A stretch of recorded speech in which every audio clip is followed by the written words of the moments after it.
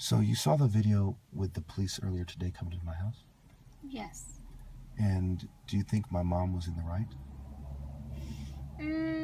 No.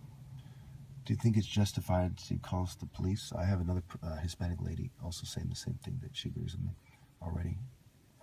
But do you think it's justified that she called the police with suspecting I might be drinking and driving? She should have proof before she calls, but I guess, that's the way she is. What about them coming and going on record saying they were just in the neighborhood, pretending that has nothing to do with it? At the end of the video, toward the end, they said, well, we're just in the neighborhood, or somewhere in the video, and that's why we stopped by. And in the video also, you see evidence of a hate crime. You saw the drawing of this kind of goblin-looking guy punching a black African-looking guy? Right. Okay, so it's like there's an evidence of a hate crime right there when they're standing on the basketball court right next to where I pointed out that the racist people have trespassed onto the property and drew it in a way that everyone who knows me knows I can't draw, and drew something that was racist. You feel me? Right. So it's like they're ignoring that evidence. Okay, so let's just leave that alone for now. Okay, with the police and everything. So we've established that you agree it's unfair, and do I come off as cogent and articulate and normal to you? I think you're smart, yeah. Of all the people you've met in Santa Cruz, how long have you been here, would you say? I have been living in Santa Cruz since I was 14. Do you think Santa Cruz people are more like me, or whites in Morgan Hill are more like me?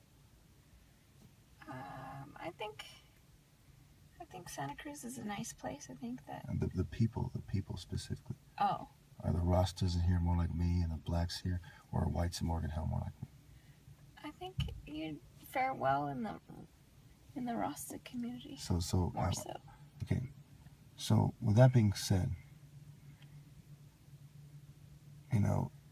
you can see how there's a cultural element and it's being ignored. How about my brother?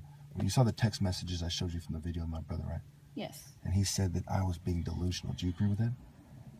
No, because every time I see you don't seem delusional. You seem to know a lot. You're very knowledgeable. So he says I'm off my meds and I'm delusional, and this is how it usually goes according to him, right? You saw the text messages, right?